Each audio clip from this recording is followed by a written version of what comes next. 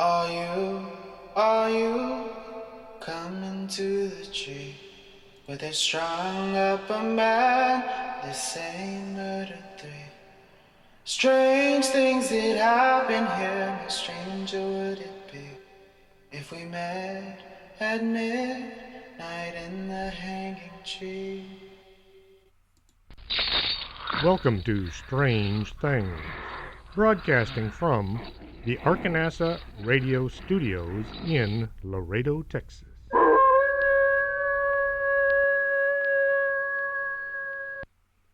Hello and welcome to the show. I'm Chris James, your host. This is January 27th, 2018. 2018's first month is already almost finished, and I'm still waiting for 2012 to end the world. Tonight, we're going to be talking about Dogman. The people have reported seeing Bigfoot all over the world. Other folks say that what they saw looked a bit like Bigfoot, only it had a muzzle, more like a dog. The body was large and covered in hair. It walked on two legs. The face looked like a dog or a wolf. Most sightings say the legs were long and skinny, and they bent like a dog's legs. Having seen just about every werewolf movie Hollywood ever made, I can see why the people seeing these things are so shook up. Let's take a look at some of these sightings. Way back, before Europeans had come to the area around the Manistee River, the Odawa Indians had legends of a huge creature, half man, half beast, that lurked about in the woods. As far as I could tell, there aren't any reports of these beasts ever attacking the locals, but the Indians living in the area didn't have a written language. There might have been a few stories that, due to translation and documentation, just slipped away into the voids of the past. The Cheyenne, who lived to the west of the Odawa, had their own legends. The big difference was these dogmen were actually warriors from the tribe that could change into monsters in order to defeat their enemies. The dogmen were the locals' form of special forces who would be called into action when needed. Some say these men could transform into actual dogs while in battle. Others said they turned into a half-man, half-beast, which would definitely give them the upper hand. Could you imagine going up against something that looked so bizarre and had all the cunning and skills of both man and animal? The stories say these soldiers were so feared by the Europeans, the entire group were hunted down and wiped out. In Canada, back before the British forced all the French loyalists to pack up and move, the folks living up there had stories of the loup-garou, which was a form of werewolf. A loup is French for man, and garou is French for wolf. So a loup-garou is a man-wolf or werewolf. The stories had been brought over by the French colonists who settled in Canada. When the British took over in 1755, the British governor, Charles Lawrence, had the Acadians thrown out of Canada territory. The Acadians came south into the American colonies. Some just kept going south until they ran out of ground. This was the swampy area which was still occupied by the French, which would later become known as Louisiana today. With the passage of time, the Acadians became known as the Cajuns. The word loup-garou became rougarou. The distinction between a dogman and a rougarou are very slight. They both look like a half-man, a half-beast. The only real difference is one is a dog and the other's a wolf. If you're driving along a dark road and you spot something that is large, covered with hair, standing on two legs, with the head of a dog, Are you going to argue it was a wolf or a dog? Or are you going to drive fast and get out of there? Back in the late 1870s, a rancher set up his homestead in an area now known as Converse. There were no stores nearby, so if you wanted fresh meat, you went out and found it. One day, the rancher sent his son out to put food on the table. The boy was gone quite a while, but when he returned, he was empty-handed. The boy said he was scared off by something that looked like a cross between a man and a wolf that had been following him as he hunted. The rancher thought his son was just being foolish. He sent the young'un back out with orders to not come home until he had a deer. As the sun was going down, the rancher began to question whether or not the boy was actually up to the task. The rancher sent word to some of his neighbors, and a search was started. The rancher had told his son where to go in order to find deer, so he led the search party to where the boy should be. With torches in hand, the searchers began beating the brush looking for the rancher's son. The woods were dark. The torches give off an eerie flickering pattern. If you've never used a torch for illumination, it's nothing like a flashlight. The shadows move on their own. The trees look as if they might be moving back and forth. Near an area known as Skull Crossing, the searchers came upon a horrifying sight. A hair-covered monster was hunched over the body of what looked to be the rancher's son. It was in the process of consuming the dead body. The creature looked to be about 7 or 8 feet tall. It was covered from head to foot with black or brown hair. The body was more human-like, but the head was all wolf. The searchers raised their rifles and fired, but missed. Aiming by torchlight is hard. Aiming in the dark is even harder. This was in the days when you only had one shot before you had to reload. The monster let out a loud scream of rage and turned to run. It bounded away on 2 legs, but then it dropped down to all 4s and sped off into the dark. Nobody had the courage to pursue the beast. It vanished into the night. The searchers bundled up the boy's remains and they carried him back home. The rancher was never the same after that night, blaming himself for his son's death. From time to time, someone would go missing in the area. The folks began to blame these disappearances on the werewolf. Today, this event is known as the Converse werewolf. The Converse, Texas is northeast of San Antonio, right up next to Randolph Air Force Base. And with that unpleasant little note, we're going to take a brief pause and play some commercials, so don't go away, we'll be right back after this. You're listening to Arkanasa Radio.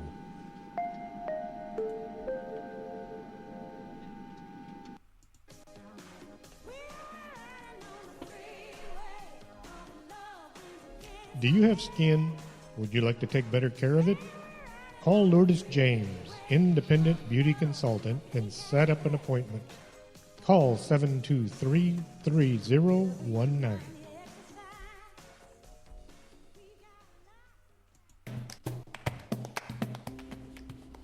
Coffee, nectar of the gods. And at the Organic Man Coffee Trike, you'll find coffee made the right way, one delicious cup at a time. Stop on by 4501 McPherson, Suite number 9. And remember, life is too short to drink bad coffee.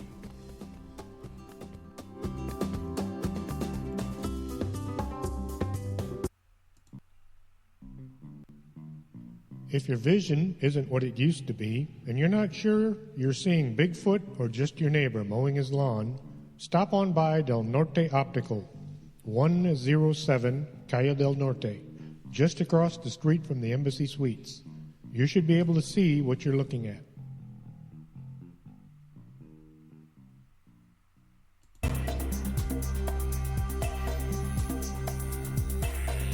Did you hear a bump in the night and you think it just might be a ghost?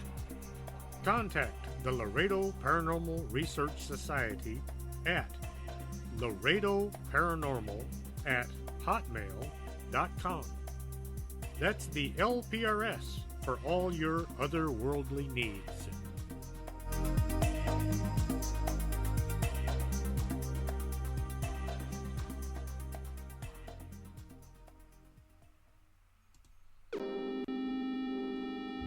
You're listening to Strange Things with Chris James. And welcome back to the show. We're talking about the Dogman sightings, also known as a werewolf, depending on your point of view at the time you see him. Back in 1887, 1 year before Jack the Ripper made his mark on history, two men working in Michigan's Lower Peninsula saw what they described as being a huge, hair-covered man with the face of a dog. They were logging in the deep woods when they heard something moving about in the brush. Both men stopped what they were doing and watched as this weird creature walked by. It was on two legs. It moved like a man, only it was kind of crouched over like it was stalking something. The creature moved past them and continued on his way.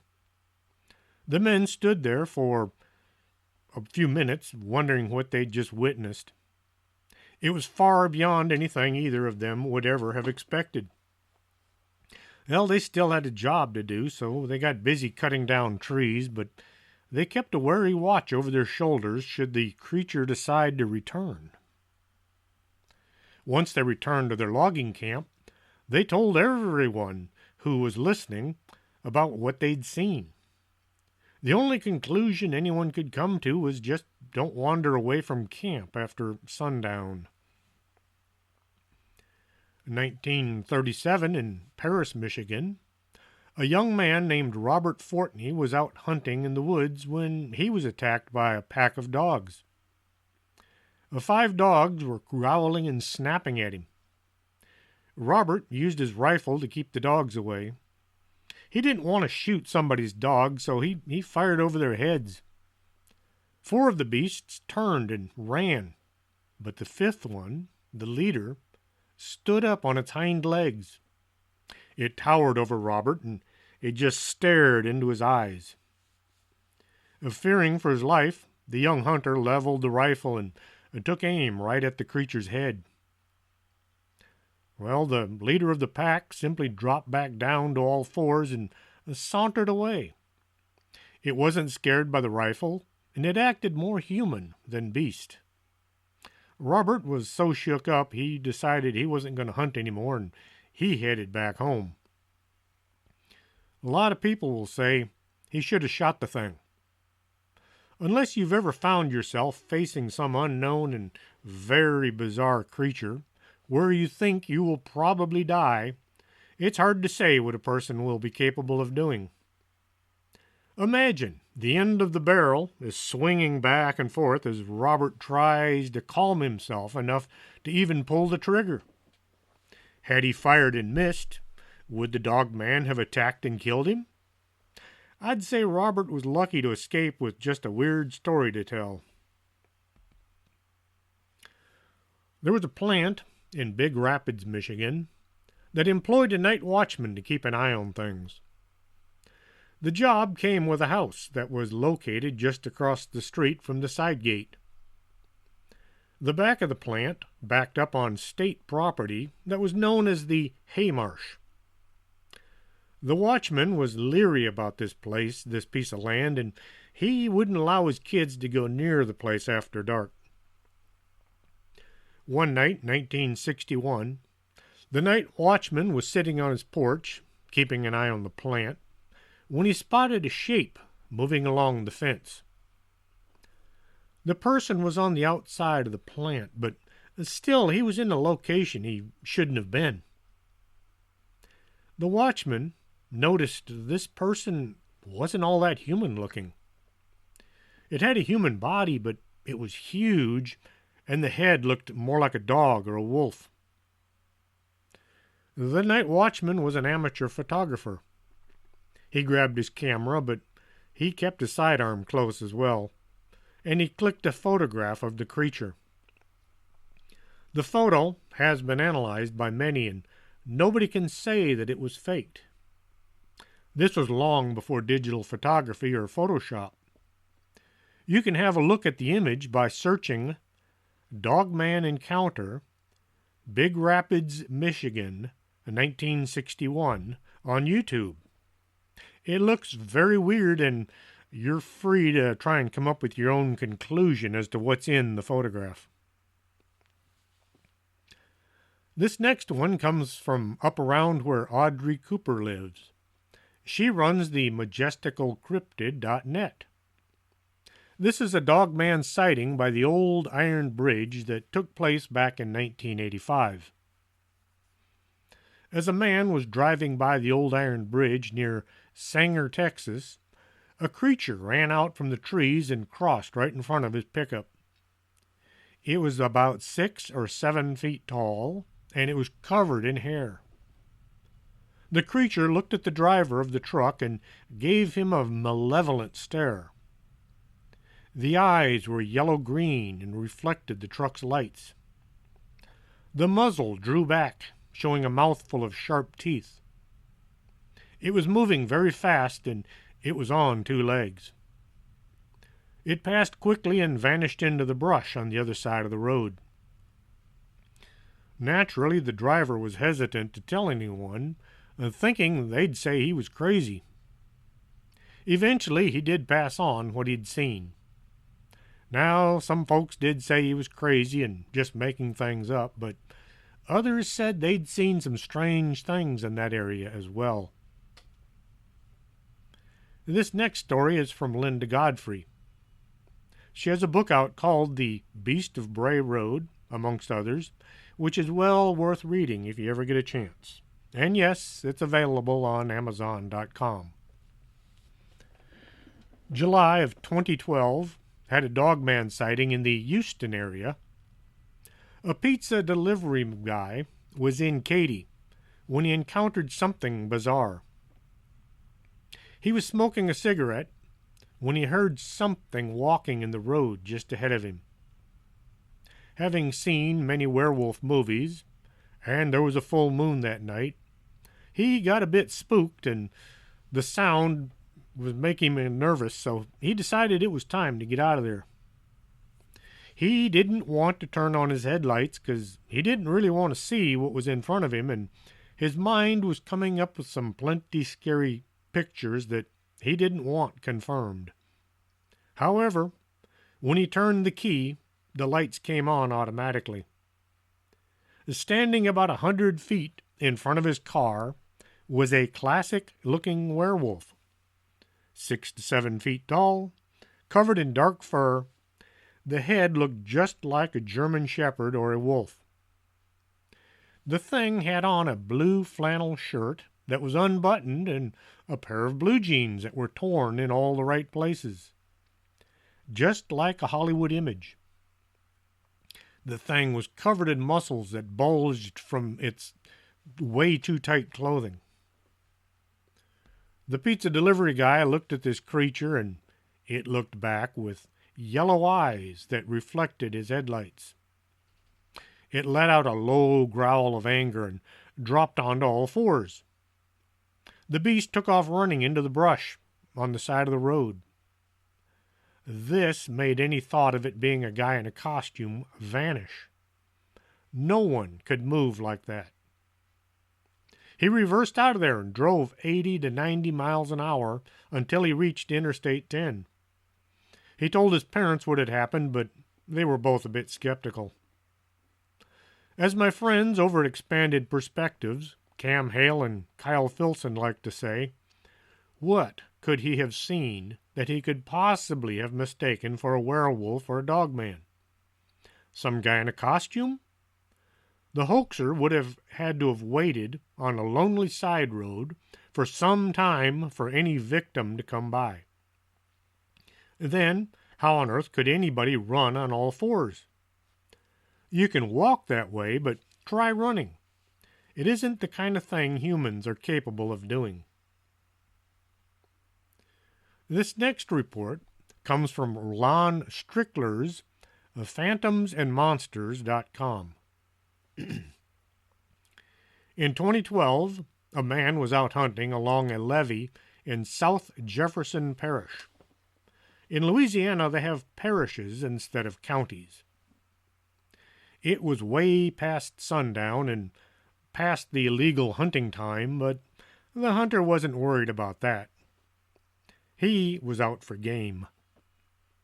He was walking along the top of the sloping ground when he heard something growl nearby. He figured it was a dog or a coyote that was trying to act bigger than it really was. He shone his flashlight in the direction of the sound. The light reflected off a pair of eyes. They glowed bright yellow. From where he was standing on the levee, the brush was about 6 feet high on either side. The eyes were up above the thin brush. This would make the owner of those eyes well over 7 feet tall. This is not what you want to find while miles from the nearest help. The hunter decided it was not a good day for hunting or dying, so he turned and headed back to his pickup, which was parked about 3/4 of a mile away, and he wanted to be there right now. In horror movies, people always run while looking over their shoulder so they can see what's about to kill them. Well, this hunter was no different. He looked back only to see what looked like something from a movie. It stood about 7 feet tall. It was covered from head to foot with black and brown hair. The head was set low on its neck. It looked just like a wolf's head. The ears were large and came to a point, and this nightmare was coming after him. Being a hunter and armed with his rifle, he took aim and fired. The creature was only about 30 feet away, not all that far. The hunter saw the round hit its target. The monster moved back as it absorbed the energy from the .30 caliber round, but it didn't drop the way it was supposed to. Being hit square in the chest by a .30 caliber high-velocity round should have been the end of this thing. It let go with a howl as if it was about to attack. Well, with a 30-foot lead, the hunter took off running. He managed to make the 3/4 of a mile in record time. The area where he'd parked was lit up, so the thing following him had stopped just short of the illumination. Scrambling into the cab, the hunter sped away, not sure if the thing was going to brave the lights or not. It took the rest of that night and part of the next day for him to stop shaking. Near Norton, Ohio, in 2013, a man was driving home from his evening shift. He was used to driving the dark back roads, and he didn't think anything was amiss when 2 deer darted out across the road in front of his car. If you drive rural roads, you get to see wildlife all the time. Where there are 2 deer, there might be more, so he slowed down in case any more deer came flying out across the road. What came next was not anything he was expecting. 3 huge things came running out from the cornfield and right in front of his car. The corn stalks were about 6 feet tall, and these things stood well above them. These things looked to be about 7 or 8 feet tall, and they were covered with dark fur or hair. They moved so fast the witness couldn't get a good look at any features, but they ran on 2 legs like a man, only way faster. The 3 things cleared the road in a heartbeat and vanished into the corn on the other side. Once again, what could you say that this man had seen that looked like several hair-covered men running very fast after the deer? Bigfoot is the only thing that comes to mind, but he swears it was not a Bigfoot. Also from the Ohio area, only in Athens County. Once again, a couple were driving along a back road just after sundown when two deer sprang from the woods and ran across the road right in front of their car. The woman who was driving slammed on the brakes and skidded to a halt. They were both shook up by their near collision, and they sat there trying to catch their breath. The man looked back in the rearview mirror.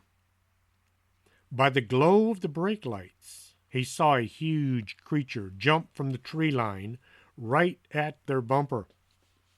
It was so close it placed one hair-covered hand on the trunk as it sped by. Well, the driver looked back, and she was on the verge of tears, thinking this thing might decide to make a meal out of them. The creature kept going, running on two legs. It disappeared into the trees on the other side of the road. The last thing they saw was its head, which was shaped like a wolf and had large pointy ears that stuck up past the top of its head. Athens County is east of Chillicothe, Ohio, where, if you listen to my October 27th show about our trip to the Bigfoot conference and then we drove north, you heard about our weird experience in Ohio. I'll tell more about that after the break, so don't go away. We'll be right back after this. You're listening to Arkanasa Radio.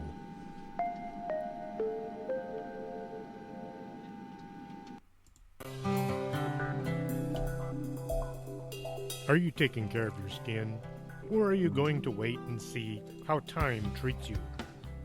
Take care today by contacting Lourdes James, Independent Beauty Consultant, at 956-723-3019. Don't let time get the best of you.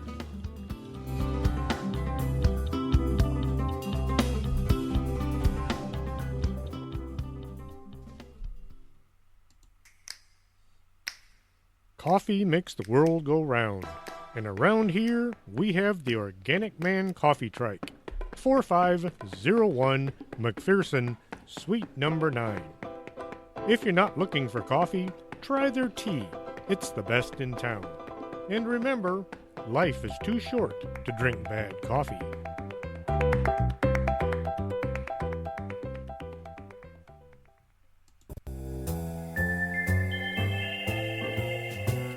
If you need to squint and hold things out at arm's length to see them, maybe you should get your eyes checked.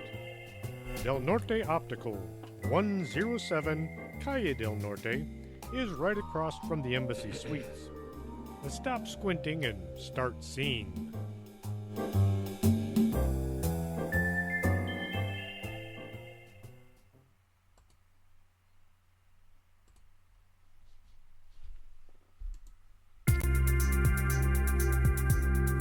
This is Arkanasa Radio you've been listening to.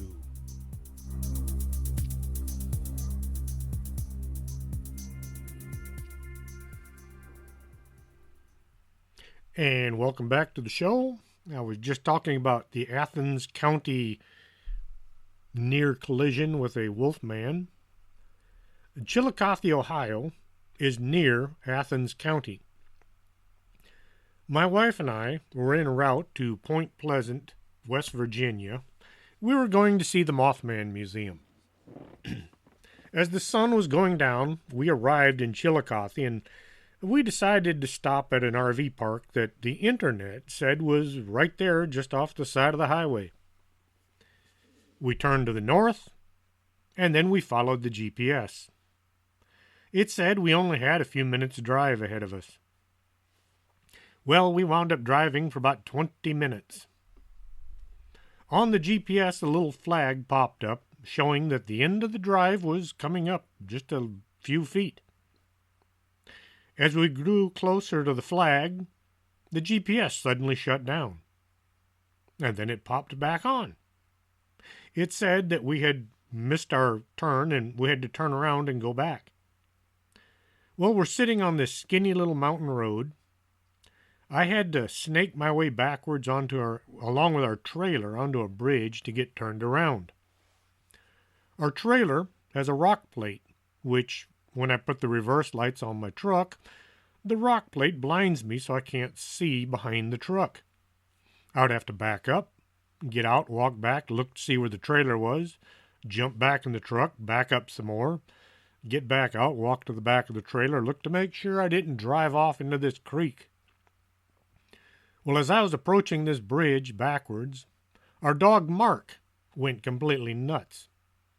He began barking and growling at something just outside the truck. It was all my wife could do to get him under control, and once he stopped barking, he started shaking and whimpering. Well, I somehow managed to get the truck turned around, and we drove back the way we had come. I followed the GPS directions, and I turned where it said to turn.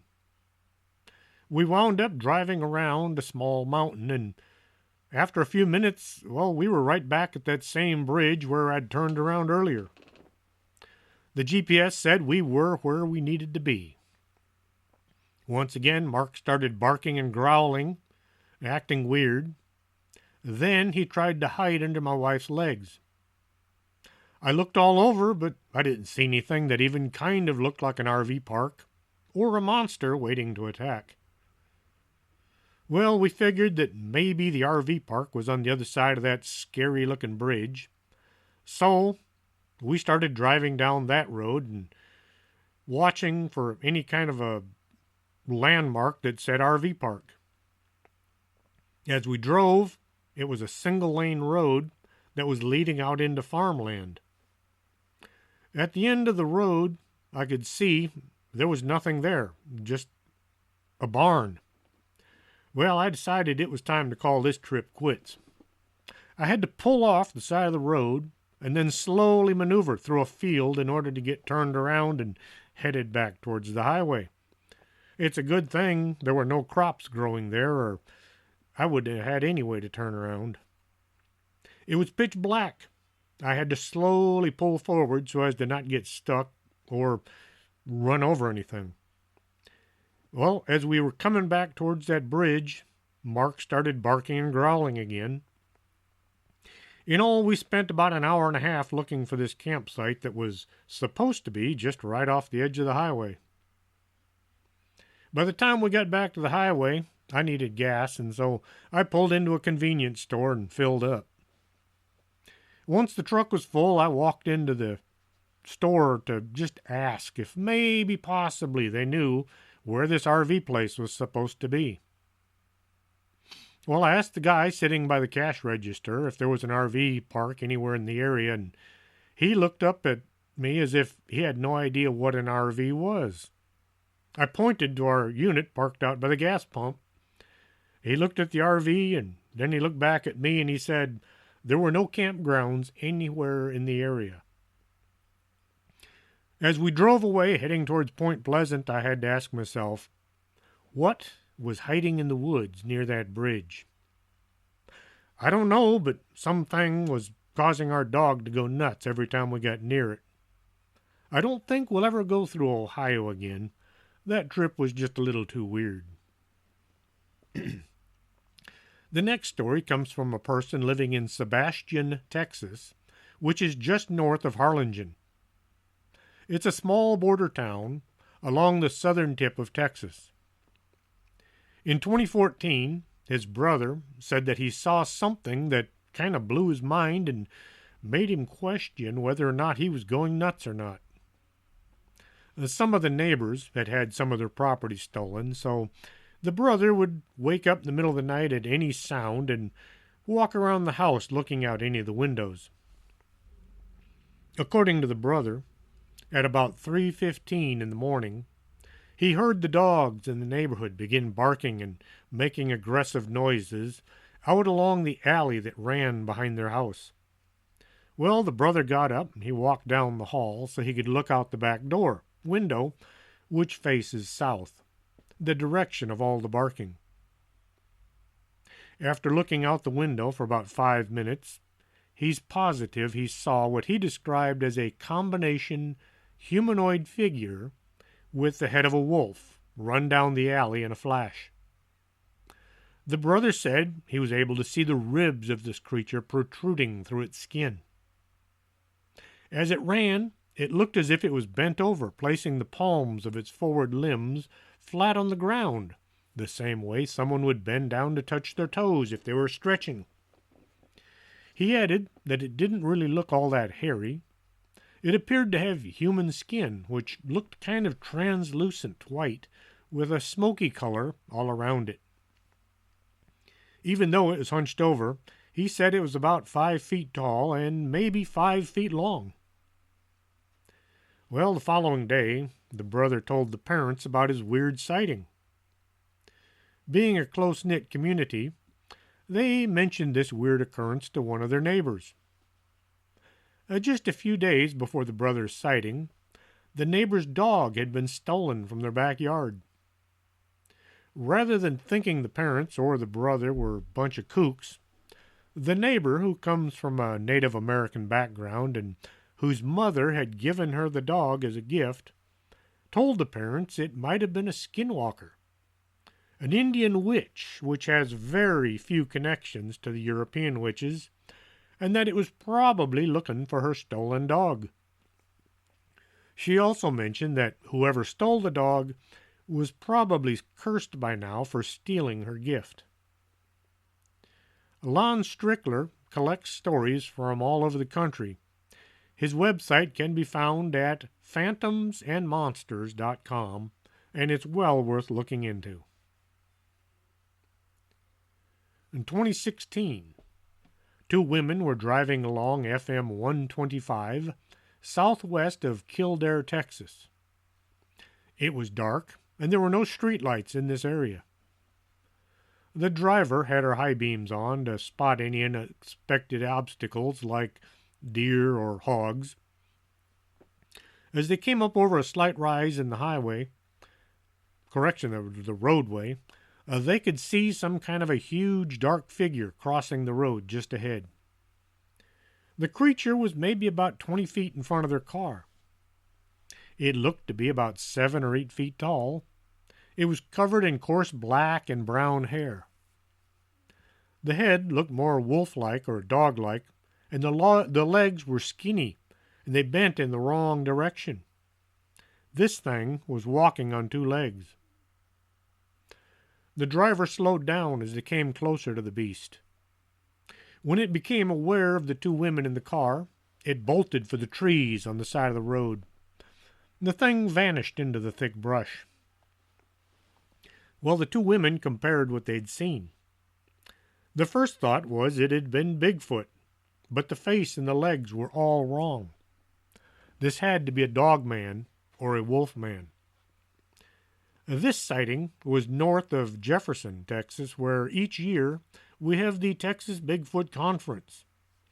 The area around Jefferson is known for its Bigfoot sightings. Marshall, Texas, has a history of Dogman sightings as well. The people living along what used to be known as Stagecoach Road would see a half-man, half-dog sneaking about late at night. A long time ago, a farmer was being visited by this Dogman or Wolfman. It would break into his chicken coops and make off with a few hens each night. The farmer was tired of losing his livestock, so he decided he was going to spend the night hiding in one of his hen houses. The next day, when the farmer hadn't returned home, his wife went to see what was going on.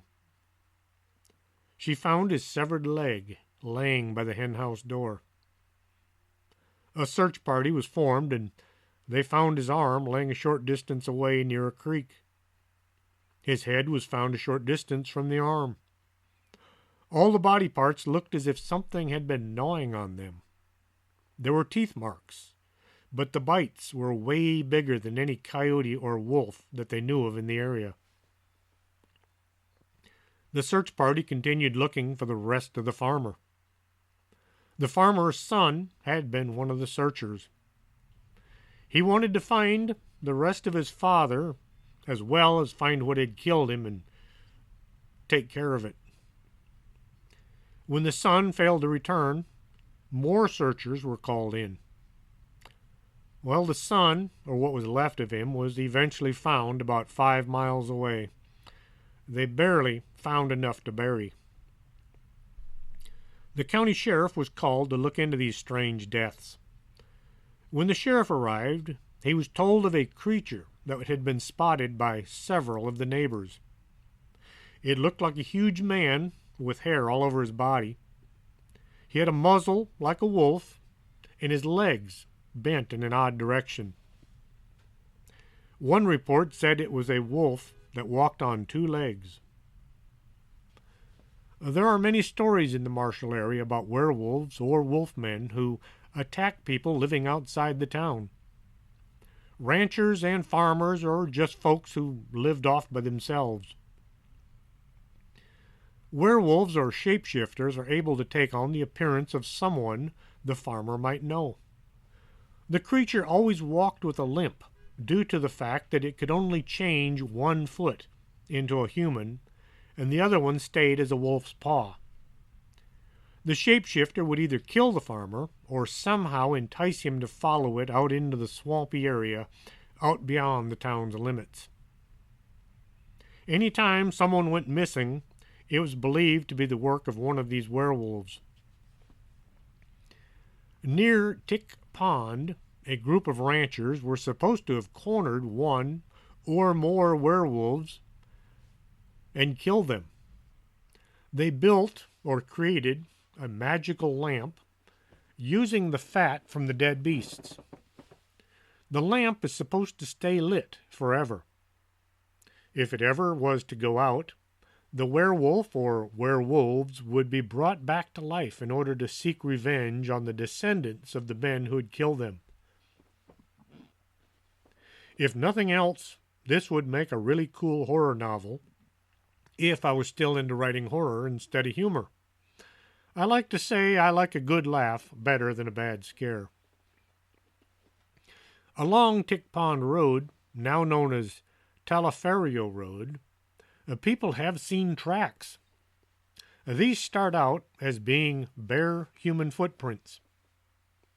After a few hundred yards, the footprints are accompanied by handprints, as if somebody was walking with their hands down on the ground. Then, both hand and footprints turn into paw prints of some huge wolf. The werewolves are supposed to hang out in a den somewhere out beyond the end of the road.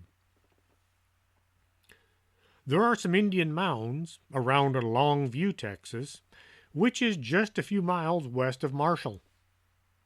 The were-beings are there to protect these sacred sites. A young boy who was off playing in the field found an arrowhead, which he picked up and took home. Well, the body of his aunt was dug up in the middle of the night and carried away. A local woman told the boy if he ever wanted to find the missing body, he needed to return the arrowhead back to where he'd found it and bury it. Well, the boy did as he was told. The next morning, they found the partially eaten remains of his aunt, who had been dumped on their front porch. This sounds like a horrible thing to see the first thing in the morning, or any time for that matter. I have found dead bodies on several occasions, and it's just kind of nasty. My wife and I drive through Longview and Marshall a lot. Next time I'm going to take a little more investigative time and see if I can maybe spot something, provided my wife will let me. And yes, I will be well armed if I do. Now, not quite a Dogman, but still in the Marshall, Texas area. Back in 1949, a baby was stolen from its crib by either a coyote or a red wolf. Well, this should have led to the child being devoured, but instead, The animal raised this human as its own. The girl took on the attributes of a wolf or a canid. She ran on all fours, and she would growl like an animal. Her hair was long and matted, but that was the only covering she had. On occasion, if a rancher or a farmer tried to capture this wild girl, she would fight like an animal. Folks would see this wild girl running with a pack of either wolves or coyotes. On one occasion, two brothers, out hunting, came across a naked girl in the brush. She looked to be very distressed, but she ran from them any time they got close. Well, the two felt as if they really ought to help this girl, so they tried to follow her. She would get a distance away, but she would never let them lose sight of her. They never realized she was actually leading them towards a pack of wolves. The girl led the two hunters into a ravine, and then the wolves tried to move in. Well, the hunters fired their rifles, trying to kill the wolves before the wolves got them. The wolves scattered, and so did the girl, who took off running along with the pack. The two brothers had to spend the night in the woods, waiting for the sunrise, so they could find their way back home. Once they did get home, they filed a police report, but the authorities didn't want to believe them. Or at least that was the official story. Anybody growing up in the area should have heard about the wolf girl, and this would have become just one more story about this strange female. After a few years, the reports of sightings simply stopped, leading people to believe she might have died or moved on to a different location.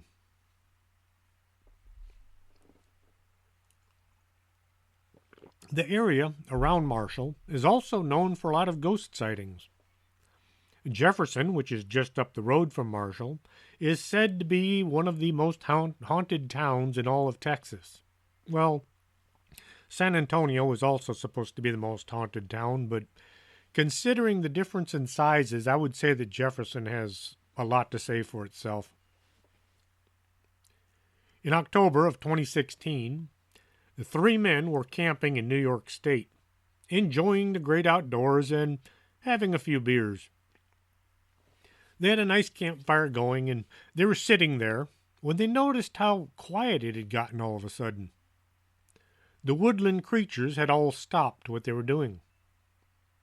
If you've ever been in the woods, you'll know it's not quiet unless something is wrong. As the three men sat there, they saw a bright flash of light on the horizon, which was followed by a rumbling sound. Well, it didn't look or sound like lightning or thunder.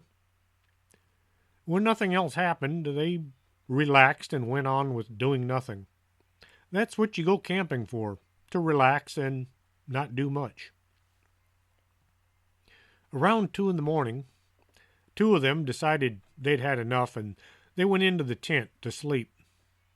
They wanted to get a few hours before the morning, before the sun came up. One guy decided he wanted to sleep out by the fire and enjoy a night under the stars. Maybe about an hour went by when the man by the fire heard something creeping about in the brush. It sounded as if someone or something was circling their campsite, spying on the men to see what they were doing out in the woods at night. Well, the man by the fire became concerned after this thing had not moved on. It was still there in the dark, moving around their campsite. He caught a glimpse of it through the trees. It was huge, and it was walking on 2 legs. He thought at first maybe it was a bear, but it didn't look like a bear, not by the meager firelight. He decided to slip into the tent and wake the others, more for moral support than thinking they might know what to do. The men sleeping in the tent were none too happy being woken so soon after getting to sleep. They thought the guy had been spooked by some woodland critter. Something let out an ear-shattering scream. It sounded like nothing they had ever heard before. This was followed by the sounds of running feet coming towards the tent. Several sets of feet. Things were converging on them from all sides at once. Something hit the side of the tent and it tore the tent pole loose. This caused the tent to collapse on one side. Not having any form of self-defense, the men did the only thing they could think of. They yelled their heads off. This must have worked because the woods around them went quiet once more. The things attacking their tent slipped back into the darkness around them. Seeing their chance, the men ran towards their pickup. Jumping in, they got going and drove away, leaving everything behind. As they're pulling away from camp, the headlights illuminated a creature in the middle of the road. It stood about 8 feet tall, and it was covered with brown hair all down its back. The front had a color closer to gray. The face looked like a dog's with a muzzle and lots of sharp teeth. Now these men knew what Bigfoot looked like, and they all agreed this was something more like a werewolf or a dogman than a Sasquatch. And it wasn't alone. There might have been 4 or 5 of these things.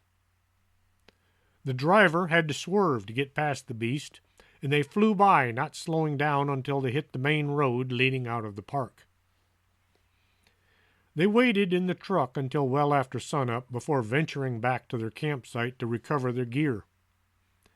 Once they returned, there was nothing left of their possessions. The tent, the coolers, the camp chairs, their cooking things, everything was gone. Only the smoking remains of their campfire showed they'd been there only a few hours ago. Could the flash of light be connected to the attack, or was it just a coincidence? Did these hair-covered creatures take all of the camping gear, or did somebody come by and abscond with their possessions after the attackers had left? This is the kind of thing that will keep campers awake at night, listening to the woods around them. If you go to the site, the Cloaked Hedgehog Dogman Sightings Map, let me say that again, the Cloaked Hedgehog's Dogman Sighting Map, and have a look.